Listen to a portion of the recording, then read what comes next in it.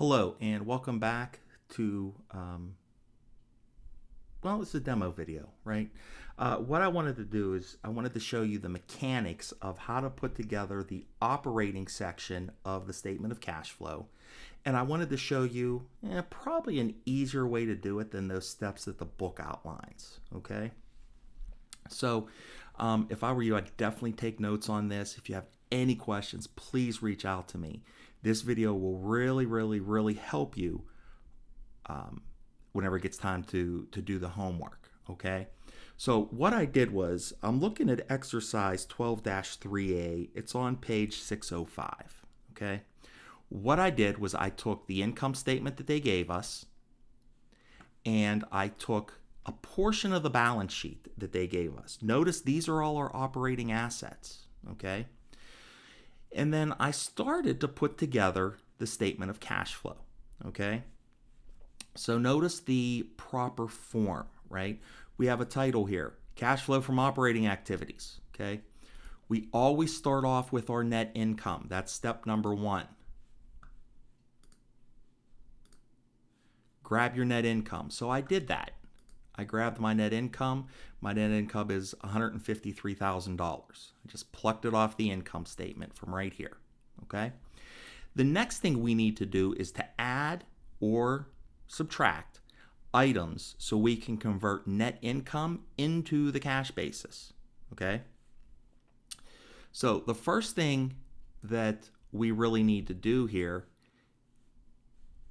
well, the second thing actually after we do that, is we need to add back any non-cash expenses, okay? We need to add back depreciation, add back amortization. I would definitely put that in your notes. Step one, grab your net income. Step two, add back any non-cash expenses. This example, we do not have any, okay? But that's still a step that we have to accomplish, right? Or a step that we have to go through. If we don't have them, like here, we don't have depreciation or amortization, we just leave it off, okay? The third thing we need to do is we need to add back any losses or subtract out any gains on sale of equipment or any non-reoccurring items that we have, okay? We don't have any gains on sale of equipment, or we don't have any losses on sale of equipment.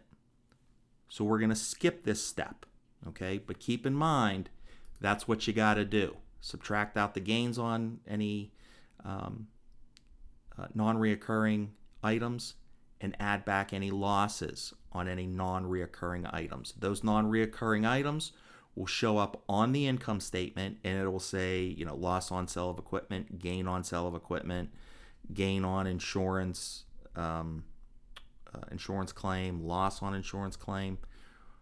Whatever those non-reoccurring things are, we add them back or subtract them out from our net income, okay? Step four actually. Now we want to take our operating assets and we want to convert them to the cash basis. So in order to do this, take our beginning, subtract out our ending.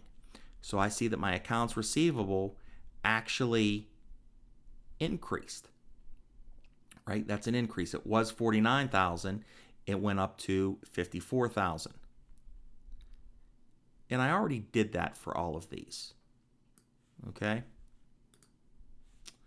Now, the thing is that we need to remember, and I'm going to jot this down here. An asset that decreases. I don't care if it's accounts receivable. I don't care if it's inventory. I don't care if it's any prepaid whatever, prepaid insurance, prepaid rent. It doesn't matter. If it is a current asset, actually, let me change that. If it is a current asset and it increases, we need to subtract that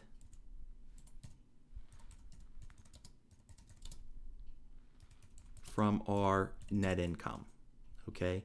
Conversely, if we have any current assets that decrease, we need to add those to net income. Okay? Let's look at our current liabilities. If our current liabilities increase,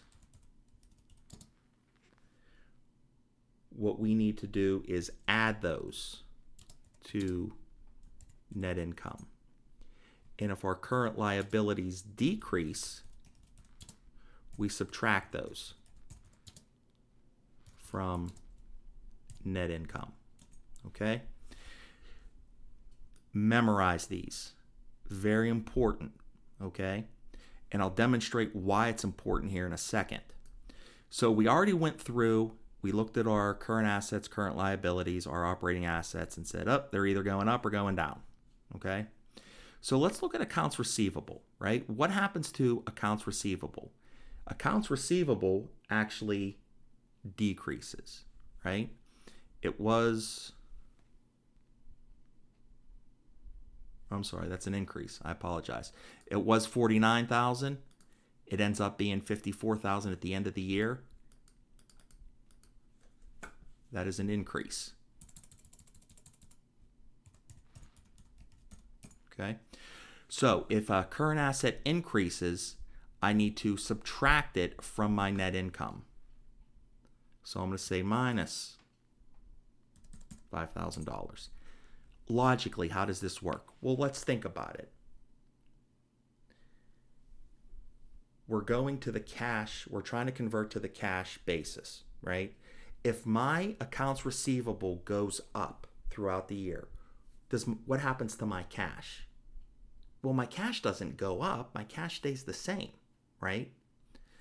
So, based on accrual accounting, it says that I have to book the receivable and credit a sale, right? Or credit revenue. Under the cash basis, because that's what we're doing, converting to cash, cash does not come into play here, right? Cash comes into play. The cash flow happens whenever that accounts receivable goes down, right? So since cash receivable is going up, I need to subtract it, okay? Now let's look at inventory. Inventory actually decreases. It started at 76,000. It ended up at 60,000. So my inventory decreases. Okay? If a current asset decreases, what do? Well, I have to add it back to my net income. So I'm going to add $16,000 to net income. Why 16,000? That's the change in my inventory. So think about it. What happened to cash? Well, if my inventory is going down, that must mean I had to have sold some things. I'm converting to the cash basis. Excuse me. That should have an effect on my cash as far as increasing my cash. So I need to add that back to net income. Okay? Let's look at prepaid insurance. Prepaid insurance is a current asset. What is happening to my prepaid insurance? At the beginning of the year, it was 7,000. At the end of the year, it's 8,000. Okay. So since my current asset is increasing, I need to subtract that from my net income. So I'm going to subtract $1,000 here. Okay. Bear with me here. I just want to go back and say that this increased.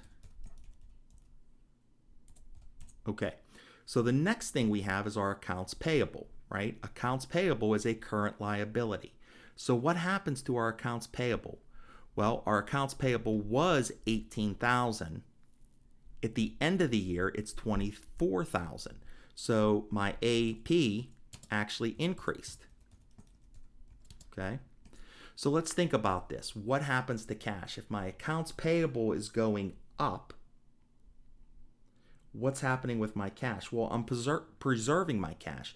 I'm not using my cash to pay those payables, right? I'm not paying for equipment or expenses or supplies that I've used, I'm going to pay it later down the road, right? So because we're converting to the cash basis, we need to add back any increases in accounts payable. So I'm going to add back the $6,000. Okay? Finally, we have wages payable. I'll just say wages pay. Okay? What happens with wages payable? Well, it was at the beginning of the year 11,000. At the end of the year, it went down to 9,000. We're decreasing. Okay? So what do we do to net income? Well, if we have, let's think about the impact of cash. We're taking our accounts payable, we're using cash to pay down any liabilities that we have. So when we have a decrease in payables, we need to subtract. So I'm going to minus out the $2,000 difference. And just move this over here. Okay, so now we can figure out what is the cash flow from operating activities. Well, that's easy. We're just going to sum everything up. We're going to start with our net income, go all the way down, and we end up with $167,000. Okay? Now, this $167,000 is actually cash flow provided by operating activities. Okay? So that's pretty much how you do the indirect method utilizing or prepare the statement cash flow from operations section of the statement of cash flows using the indirect method. Okay? So I hope that was clear. If not, that's okay, because we got more demos coming your way, and if you watch it and still have questions, reach out to me. Key takeaways are these steps, what we do, knowing what to add and subtract back, and how to account for those changes in our current assets, current liabilities. Okay? So thanks for tuning in, and we'll see you back here in our next video.